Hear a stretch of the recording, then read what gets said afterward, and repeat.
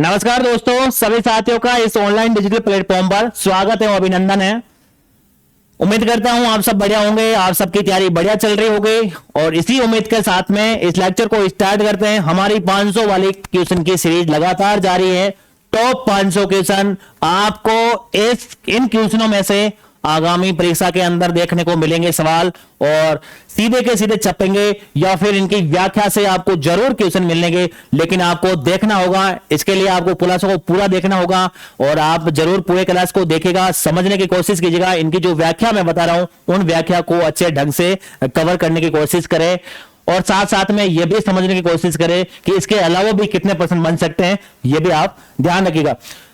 और तैयारी सबकी बढ़िया चल रही होगी, इसी उम्मीद के साथ में ज्यादा समय खराब ना करते हुए, क्योंकि भाई समय बहुत कम है सबके पास में, इसीलिए उसको ध्यान में रखते हुए हम इस लेक्चर को स्टार्ट करते हैं। अगर आपको इस लेक्चर के अंदर जो क्वेश्चन पैनल पर आ रहा है उस क्वेश्चन का अगर आंसर आप देना चाहे तो आप कमेंट बॉक्स में कमेंट करके जरूर दीजिएगा। लेकिन क्लास के लास्ट में आप जरूर अपने कमेंट करके बताइएगा कि यह क्लास आपको कैसी लगी और इसमें सबसे बेस्ट क्वेश्चन कौन सा था, यह भी आप बता सकते हैं। तो स्टार्ट करते हैं आज का पहला क्वेश्चन, जो कि आपकी स्क्रीन पर आ रहा है। और मोस्ट इंपोर्टेंट क्वेश्चन, यह अक्सर क्वेश्चन पूछा जाता है, कई बार यह क्वेश्चन पूछा गया है। तो देखिए, सूची ए व सूची बी या को सम्मिलित कीजिएगा तथा नीचे दिए गए कोड से उत्तर का चयन कीजिएगा। अब देखिए, सूची दे रखी है, जिले दे रखे हैं, कुछ पर्वत दे रखे हैं। अब देखिए, जालोर, बरवाड़ा, जयपुर, झारोला, अलवर, रघुनाथगढ़, सीकर, भानगढ़। अब इनमें से आपको बताना है कि कौन सा किस में आएगा। अब देखिए, एक तो आपको पता होगा सबसे अरावली पर्वतमाला, उत्तरी अरावली पर्वतमाला की जो रघुनाथगढ़ जो पर्वत है वो आप सबको पता होगा उत्तरी अरावली के अंदर मिलता है, और ये उत्तरी अरावली का क्षेत्र ही ध्यान होगा आपको, जो कि सीकर के अंदर पड़ता है। तो ये तो आपको सबको पता होगा।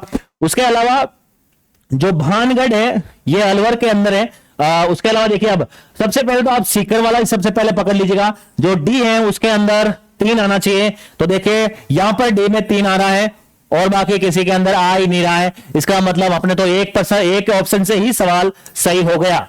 इस हिसाब से ही प्रश्न आने चाहिए, तो ध्यान रखना। इसी हिसाब से अगर उन तीनों चारों में से अगर एक ऑप्शन भी अगर आपको आता है तो सबसे पहले उसी को देखना है, ठीक है। अब देख लीजिएगा, सबसे पहले जालोर है, जालोर के अंदर जो कि कौन सी है, झारोला है भाई, ठीक है। जयपुर के अंदर बरवाड़ा है, बरवाड़ा जयपुर के अंदर है। तो देखिए यहां पर लिख लेते हैं, जालोर के अंदर झारोला है, जालोर एक तो है, झारोला, झारोला, ठीक है। जयपुर के अंदर ध्यान रखना, जयपुर के अंदर ही एक तो खो है, ध्यान रखना, खो भी जो जयपुर के अंदर है, और एक है बरवाड़ा, बरवाड़ा, ठीक है। उसके अलावा जालोर के अंदर झारोला है, झारोला के अंदर आपने कई बार एक नाम सुना होगा, रोजा भाकर, रोजा भाकर, ये भी ध्यान रखना कहां पर है, जालोर के अंदर है। इसके अलावा ईसराना, ईसराना यह भी जालोर के अंदर है भाई। ईसराना, रोजा भाकर, झारोला ये सब जालोर के अंदर है। जयपुर के अंदर खो है, बरवाड़ा है। अब देखिए, अलवर के अंदर, अलवर के अंदर तो भानगढ़ है, भानगढ़ है। उसके अलावा सीकर के अंदर यह उत्तरी अरावली की चोटी, जो कि सबसे ऊंची चोटी है, ठीक है ना, 1055 किलोमीटर ऊंची है ना, ध्यान रखना, रघुनाथगढ़, रघुनाथगढ़। उसके अलावा राजस्थान की जो सबसे ऊंची चोटी जो कि सिरोही के अंदर है, सिरोही के अंदर है, जिसका नाम है गुरु शिखर, जिसको कर्नल जेम्स टोड ने संतों का शिखर भी कहा था, यह भी आपको पता होना चाहिए। गुरु शिखर जो कि 1722 मीटर की ऊंचाई है इसकी, यह भी आपको पता होना चाहिए। उसके अलावा शेर भी यहीं पर है, उसके अलावा दिलवाड़ा भी यहीं पर है, ठीक है ना। उसके अलावा यहां पर अचलगढ़ भी यहीं पर है, तो यह सब आपको पता होना चाहिए, अचलगढ़, ठीक है। उसके अलावा उदयपुर देखिए, उदयपुर, उदयपुर के अंदर एक तो जरगा आते हैं, जरगा। उसके अलावा कौन से आते हैं, एक कौन सा एक है ना, क्या नाम उसका मैं भूल गया, जरगा आते हैं, जरगा यहां पर है। उसके अलावा कौन सा बचा है, जालोर हो गया, सिरोही, हाँ ठीक है। राजसमंद लिखिएगा एक और, राजसमंद। यहां पर कुंभलगढ़ आते हैं भैया, कुंभलगढ़, ठीक है ना। और कौन सा है, कोई बता सकते हैं, और कौन से हो सकते हैं? ये तो आपको पता ही होनी चाहिए, जालोर के जोजा भाकर, इसराना, खोप, बरवाड़ा, जयपुर, अलवर के अंदर भानगढ़, सीकर के अंदर रघुनाथगढ़। हाँ भाई, अब ये जो ये है ना, क्या नाम है इसका, यहां लिखते हैं हम, यहां लिखते हैं अजमेर, सॉरी ब्यावर के अंदर, अब ब्यावर के अंदर आ गई है कौन सी, टोडगढ़। टोडगढ़ ये भी आपको पता होना चाहिए, टोडगढ़ अब ब्यावर के अंदर है, ठीक है ना, टोडगढ़ ब्यावर के अंदर है। अचलगढ़ ध्यान रखना। और एक और है ऋषभ देव है, ये भी आप ध्यान रख सकते हो, ऋषभ देव है ना, वो सिरोही का अंदर ऋषभ देव, ये भी आप ध्यान रख सकते हो। उदयपुर के अंदर जरगा है, तो जरगा ध्यान रखना है आपको, ठीक है ना।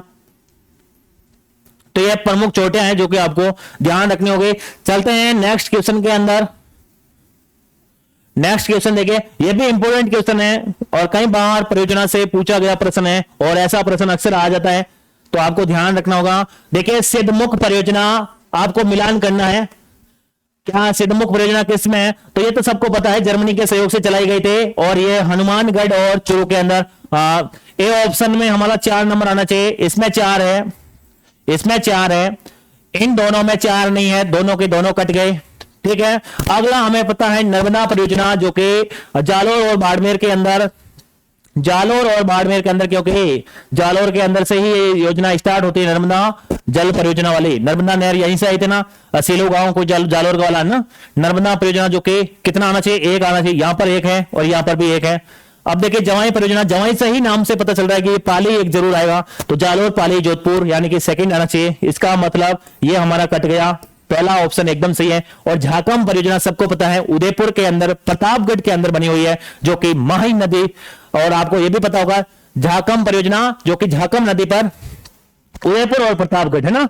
और उसके अलावा आपने कई बार पढ़ा होगा सोम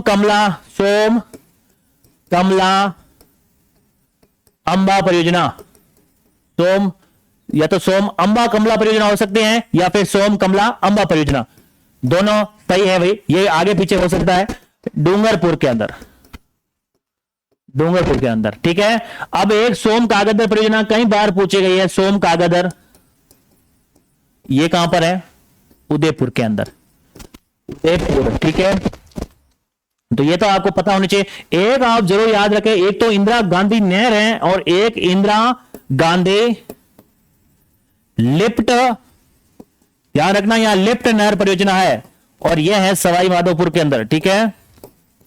यह आपको पता होना चाहिए, यह आपको पता होना चाहिए। और झाकम से मुझे याद आ गया, सोम माही झाकम, ध्यान रखना, सोम माही झाकम, ये तीनों नदियां क्या बनाती हैं, त्रिवेणी संगम बनाती हैं, कहां पर, बेणेश्वर धाम, बेणेश्वर धाम डूंगरपुर के अंदर, डूंगरपुर के अंदर, जो कि नवाटापुरा गांव है। यहां पर मेला भी लगता है जो कि आदिवासियों का कुंभ कहा जाता है, जो कि माघ पूर्णिमा को लगता है। कब लगता है, माघ पूर्णिमा, माघ पूर्णिमा को यहां पर मेला लगता है, जो कि आदिवासियों का कुंभ भी कहा जाता है। तो ये आपको पता होना चाहिए, मोटा मोटा आइडिया होना चाहिए, मोटा मोटा आइडिया होना चाहिए, ये आपको पता होना चाहिए। उसके अलावा ये झाकम परियोजना, झाकम नदी कहां से निकलती है, प्रतापगढ़ से निकलती है, ये भी आप ध्यान रखना। और झाकम नदी जो माई नदी में जब मिलती है तो सोम माई झाकम 3 नदियां मिलकर वहां पर त्रिवेणी संगम का निर्माण कराती है, यह भी आपको पता होना चाहिए। उसके अलावा ये गरगदा परियोजना है, चापी परियोजना है, चाकण परियोजना बूंदी की है, गरगदा बूंदी की है,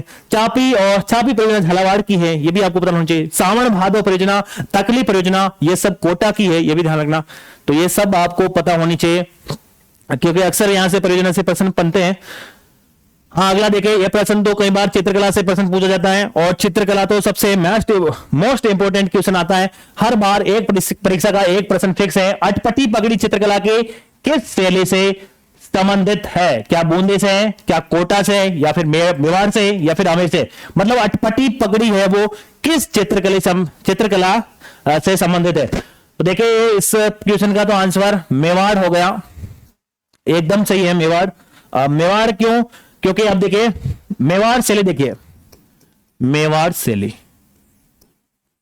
मेवाड़ शैली या मेवाड़ शैली या फिर मेवाड़ चित्रकला शैली, देखिए ठीक है ना। तो इसके अंदर यह अटपटी पगड़ी यहां पर प्रयोग होता। सबसे पहले इंपॉर्टेंट तो यहां पर लिख दीजिएगा, यहां पर जो कलर का प्रयोग होता वो लाल एवं प्लस चमकीले पीले कलर का, चमकीले पीले कलर का प्रयोग होता। ठीक है, उसके अलावा यहां पर कदम वृक्ष का प्रयोग हुआ था, कदम वृक्ष। ठीक है, यह भी आपको पता होना चाहिए। उसके अलावा यहां पर अजंता शैली का भी विकास माना जाता है, अजंता शैली का भी विकास या फिर प्रभाव माना जाता है।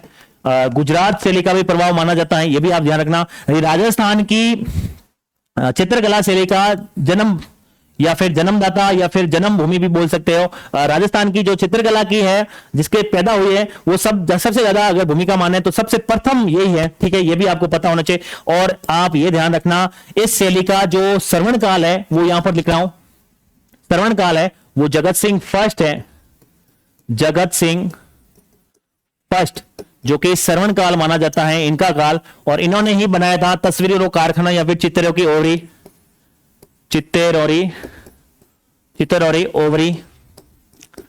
ओवरी, जिसको हम क्या कहते हैं, तस्वीरों कारखानों,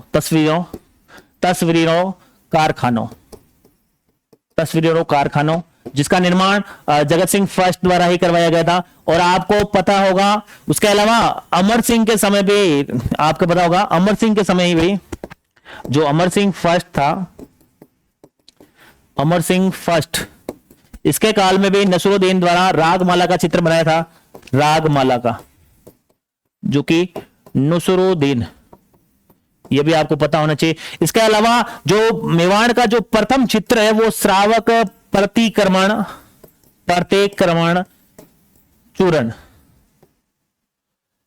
प्रतिक्रमण चूर्ण। ठीक है, तो यह चित्र बनाया था सबसे पहले, ये 1260 का चित्र है, जो कि महाराजा क्या नाम है, तेज सिंह है ना, तेज सिंह का समय का है, आहार से है। और कमल चंद्र इसके चित्रकार थे, कमल चंद्र, यह भी आपको पता होना चाहिए। तो ये बातें आपको पता होनी चाहिए भैया। मेवाड़ का श्रावण प्रतिक्रमण सूत्र है भैया, चूर्ण नहीं है, सॉरी, यहां पर सूत्र लिखना था, सूत्र था। 1260 ईस्वी के अंदर आहार, जो कि तेज सिंह की वहां पर राजधानी थी, है ना, तो वो वाला ध्यान रखना। और कमल चंद्र इसके क्या थे, कमल चंद्र इसके चित्रकार थे, तो ये भी पता होना चाहिए। उसके अलावा नाना राम है, गंगा राम है, ये इनके प्रमुख चित्रकार भी थे। कृपा राम है, मेवाड़ शैली से प्रमुख चित्रकार भी थे, नाना राम है, कृपा राम है, गंगा राम है, ये इनको आपको ध्यान रखना है। नसरुद्दीन है, मनोहर है, ये आपको नाम याद रखने होंगे। उसके अलावा ये देखिए, बूंदी चित्र शैली के अंदर आपको मैं बता दूं, पशु पक्षियों का सबसे ज्यादा वर्णन हुआ है, पशु पक्षियों का। ठीक है, और कोटा शैली के अंदर सबसे ज्यादा शिकार के दर से बताए गए, किसके, शिकार के दर से भी बताए गए, ये भी आपको पता होना चाहिए। बूंदी शैली पशु पक्षी, कोटा शैली शिकार के दिखाए गए दर से। अटपटी पगड़ी भी इसी मेवाड़ शैली का हिस्सा है, ध्यान रखना, मेवाड़ शैली का है।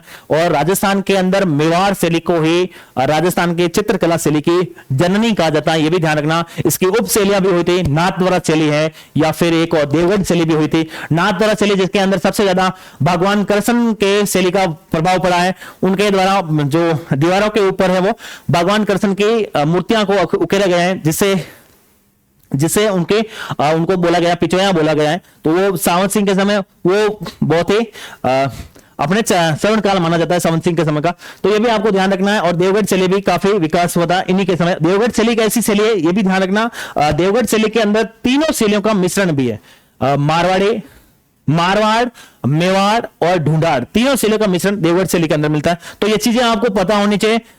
मैन ठीक है ना, चलते हैं आज के नेक्स्ट क्वेश्चन पर। और ये वाला क्वेश्चन देखिए, विजयदान देथा, यहां देथा है भाई, ठीक है ना। विजयदान देथा के बारे में अधोलिखित कथनों पर विचार कीजिएगा। विजयदान देथा राजस्थान के प्रसिद्ध लेखक हैं, जिनकी कहानी चरणदास चोर नामक नाटक के रूप में रूपांतरित की गई थी। क्या यह कथन सही है? तो यह कथन एकदम सही है भैया, ठीक है। अगला है, विजयदान देथा रूपायन संस्थान के सह संस्थापक थे, यह भी सही है।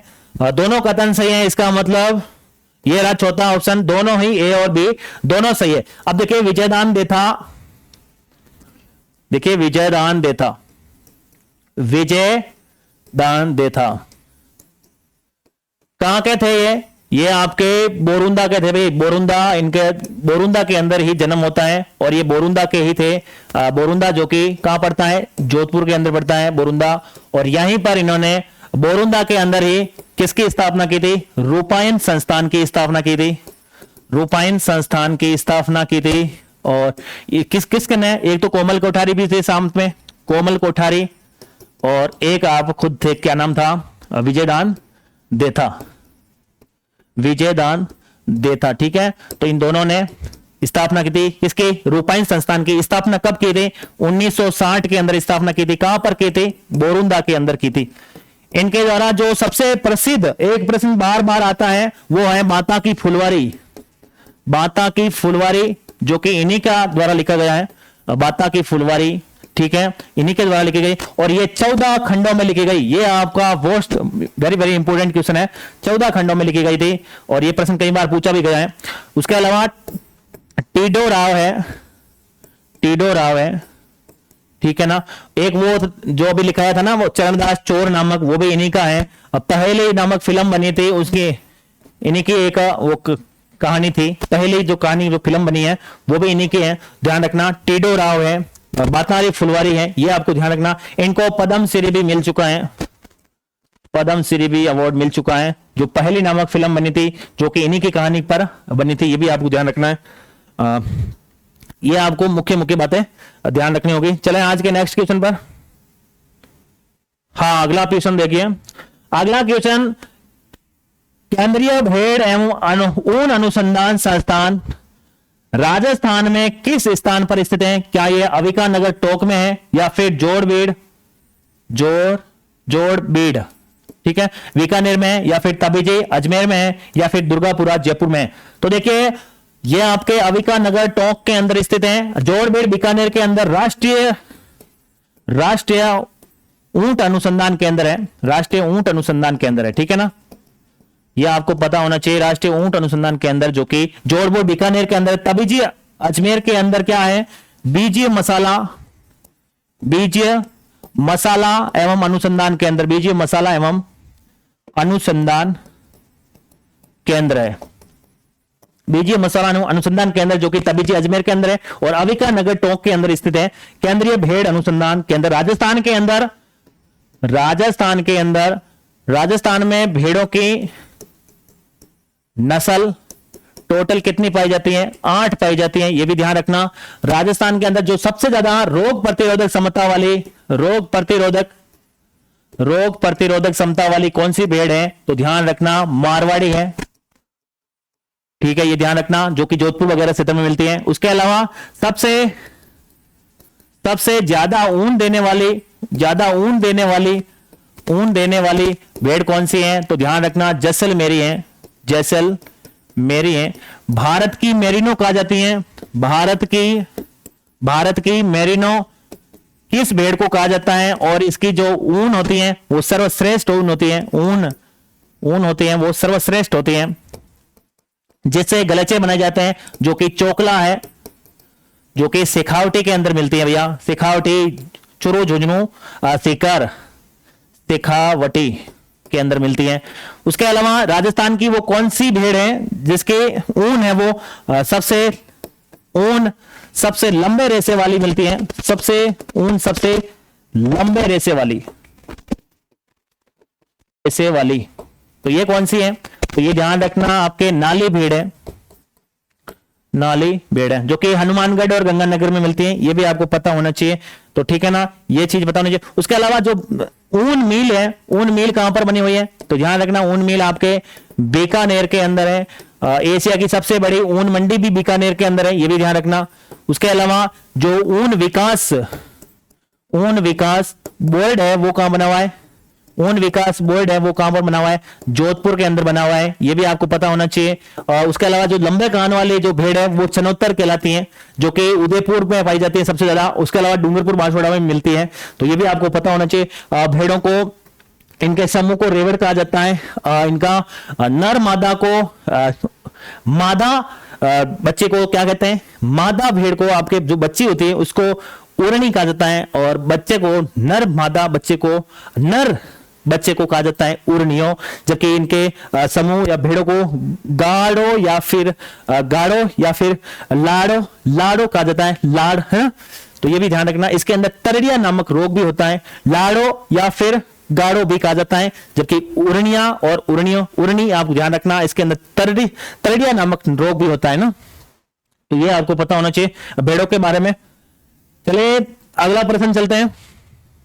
हाँ ये प्रश्न देख लीजिए, राजस्थान निम्नलिखित में से कौन सी वो पहाड़ियां हैं जो राजस्थान में हाड़ौती क्षेत्र में पाई जाती हैं। यहां पर प्रश्न पूरा नहीं है भाई, हाड़ौती में पाई जाती है, तो वो कौन सी है जो हाड़ौती में मिलती है। तो ध्यान रखना वो कौन सी है, क्या मुकुंदरा हिल्स है या फिर डोरा पर्वत है या फिर अलवर पर्वत है या गिरवा पर्वत है। तो ध्यान रखना वो मुकुंदरा हिल्स है, क्योंकि डोरा पर्वत तो कहां पर है, जालोर के अंदर है, ये जालोर के अंदर है। गिरवा पर्वत उदयपुर के अंदर है, और ये तो नाम से ही पता चल रहा है अलवर के अंदर है। अब देखिए मुकुंदरा हिल्स, राजस्थान का जो मुकुंदरा हिल्स है, मुकुंदरा हिल्स आपको पता होगा दो भागों में, जो आपके जो हाड़ौती का पठार है वो दो भागों में मुख्य रूप से विभाजित है। एक तो दक्कन का पठार और एक है आपके विंध्यन कगार। दक्कन का पठार है वो आपके मालवा प्रदेश और उसके अलावा ऊपर माल प्रदेश के अंदर मिलते हैं, जो इसमें प्रतापगढ़ है, झालावाड़ है, चित्तौड़गढ़ है, भीलवाड़ा वाला क्षेत्र पाया जाता है। जबकि विंध्यन कगार में एक तो डांग क्षेत्र, एक हाड़ौती के 4 जिले उसमें मिलते हैं। लेकिन उसके अलावा जो गौण प्रदेश है, जो हाड़ौती का जो गौण प्रदेश में जो विभाजन होता है, जिसके अंदर अर्धचंद्राकार पहाड़ियां पाई जाती है ना,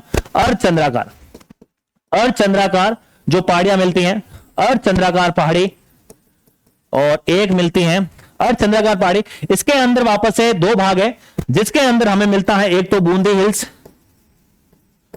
हिल्स जो कि बूंदी के अंदर मिलती है, ठीक है। और एक मिलता है इसी के अंदर जो कि मुकुंदरा पहाड़ियां, मुकुंदरा हिल्स या मुकुंदरा पहाड़ियां, मुकुंदरा हिल्स या फिर मुकुंदरा पहाड़ी, ये आपके कोटा और झालावाड़ के अंदर है। तो ये आपको पता होना चाहिए। इसके अलावा जो इसके अंदर ही जो अर्धचंद्राकार पहाड़ियां हैं, उसके अलावा एक तो ये हो गई, इसके अंदर ही एक और मिलता है, क्या नाम है, इसके अंदर नहीं मिलता भाई। अब अर्धचंद्राकार, एक तो अर्धचंद्राकार हो गया, अब दूसरा है आपके साबाद उच्च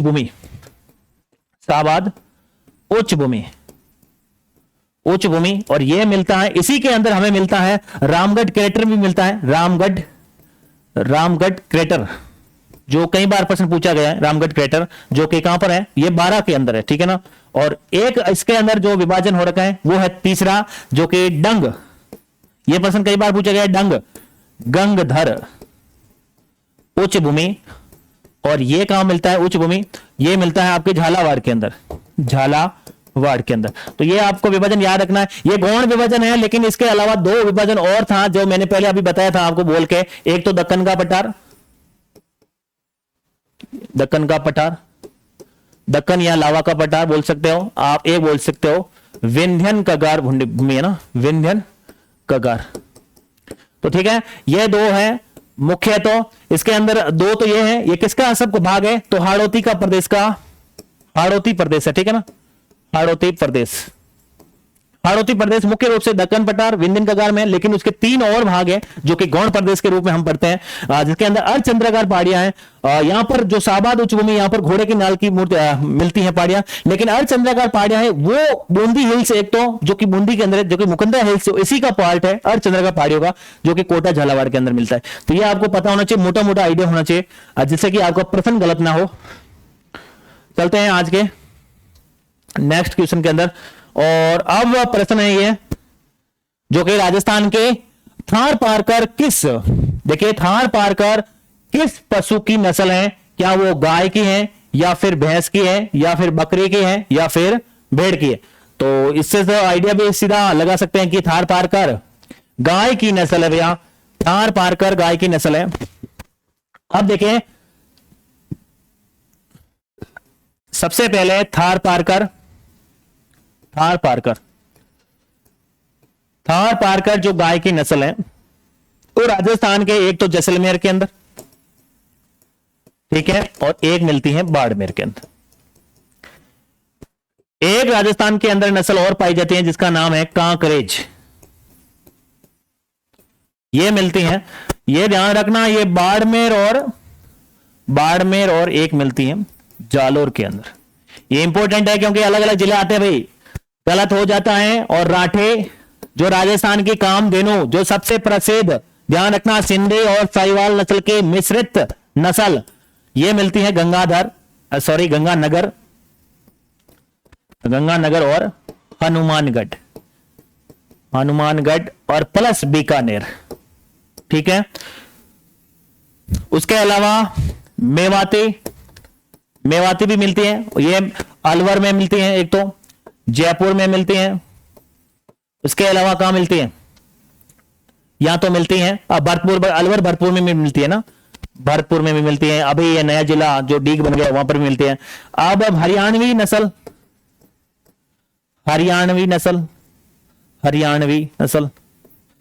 नस्ल जो कि शेखावटी वाले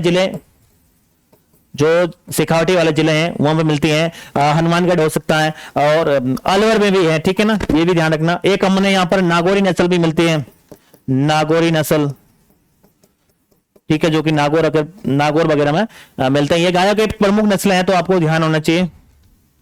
और राजस्थान की जो सबसे प्रसिद्ध गाय है वो राठी है, जो कि राजस्थान की कामधेनु भी कहलाती हैं। और ये सिंधी व साहिवाल के जो कि मिश्रित नस्ल है, जो कि ये भी आपको पता होना चाहिए। और थार पारकर और कांकरेज अक्सर पूछता है, थार पारकर और कांकरेज में कंफ्यूजन हो जाता है। थार पारकर हमेशा ध्यान रखना, जैसलमेर और बाड़मेर है, कांकरेज में बाड़मेर और जालोर है, ये आपको पता होना चाहिए, ठीक है ना, तो ये आपको पता होना चाहिए। चलें आगे। हाँ, ये प्रश्न देखिए, मारवाड़ क्षेत्रीय जनजाति विकास बोर्ड का मुख्यालय स्थापित किया गया था। अब सबसे पता चल रहा है मारवाड़ आगे लिख रखा है। अब क्षेत्रीय जनजाति का तो ध्यान रखना, जोधपुर या फिर बाड़मेर, पाले या फिर बाड़मेर या फिर उदयपुर। तो इसका तो मारवाड़ से ही पता चल रहा है कि जोधपुर के अंदर प्रस्तावित, ये पहले था प्रस्तावित लेकिन अब स्थापना हो चुकी है, ध्यान रखना, ठीक है ना। अगला ये प्रश्न देखिए, मारवाड़ के निष्कासन के बाद वीर दुर्गादास को मेवाड़ के राज्य में क्या पद दिया गया? क्या सेनापति दिया गया, या फिर हाकिम दिया गया, या फिर प्रधान दिया गया, या फिर मनसबदार दिया गया? तो इस प्रश्न का तो आंसर सही हाकिम है। एक मिनट, जो दुर्गादास थे, जिनका जन्म वीर दुर्गादास, ये वीर दुर्गादास है भैया, वीर दुर्गादास जिनका जन्म कहां होता है? सालवा गांव। ये कहां पर पड़ता है? जोधपुर के अंदर पड़ता है भैया, जो कि आसकरण जी के घर पर होता है, आसकरण जी ना।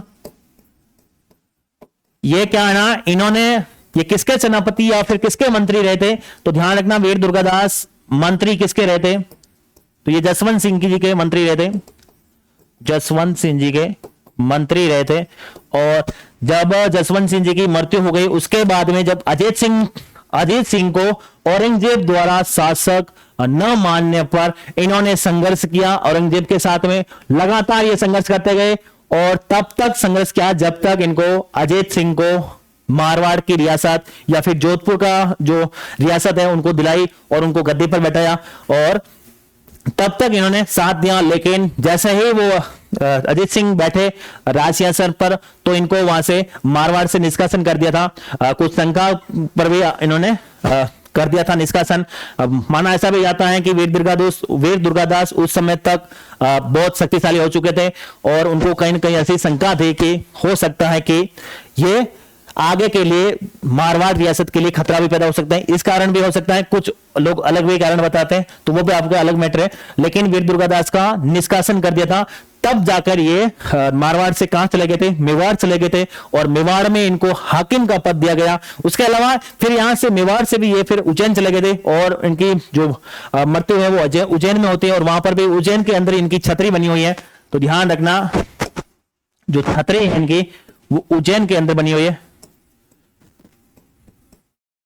उज्जैन एमपी, ठीक है ना। तो ये आपको पता होना चाहिए। चलते हैं नेक्स्ट क्वेश्चन पर। हाँ, अगला देखिए प्रश्न है, गरासिया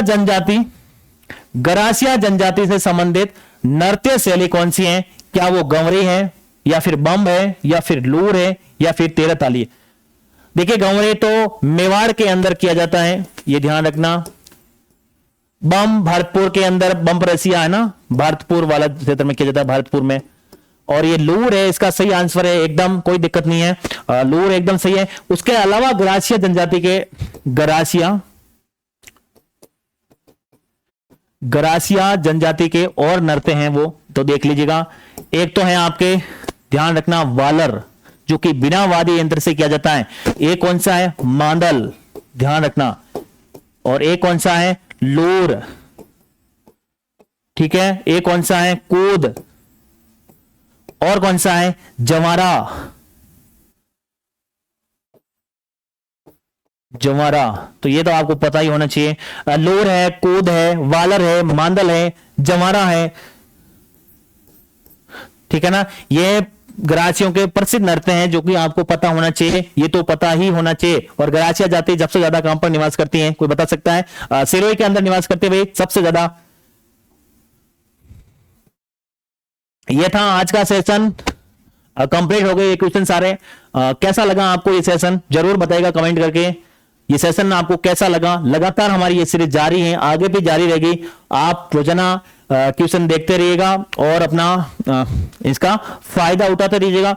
ऐसे ही हम रोजाना हर बार क्वेश्चन लेके आएंगे और अपनी तैयारी को बेहतरीन बनाते रहेगा, अपनी तैयारी को लगातार जारी रखेगा। यही इसी उम्मीद के साथ में क्लास को समाप्त करते हैं। मिलते हैं एक नेक्स्ट वीडियो के अंदर ऐसे ही प्रश्नों की एक जोरदार व्याख्या के साथ में। तो मिलते हैं नेक्स्ट वीडियो के अंदर, तब तक के लिए बहुत बहुत धन्यवाद।